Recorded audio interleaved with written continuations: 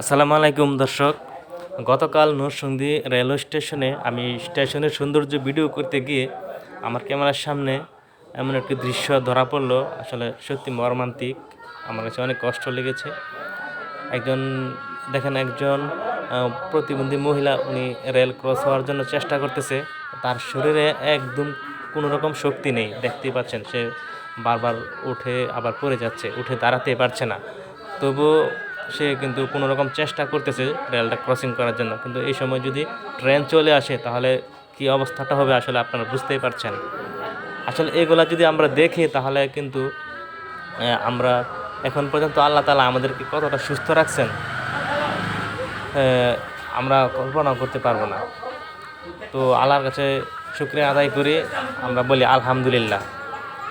আর আমাদেরকে যতটুকু সুস্থ রাখছেন এবং শক্তি দান করেছেন, সেই আমরা শক্তিটা আল্লাহর কাজে ব্যয় না করে আমরা মানুষের ক্ষতি করার কাজে ব্যয় করি, মানুষকে হত্যা করার কাজে ব্যয় করি।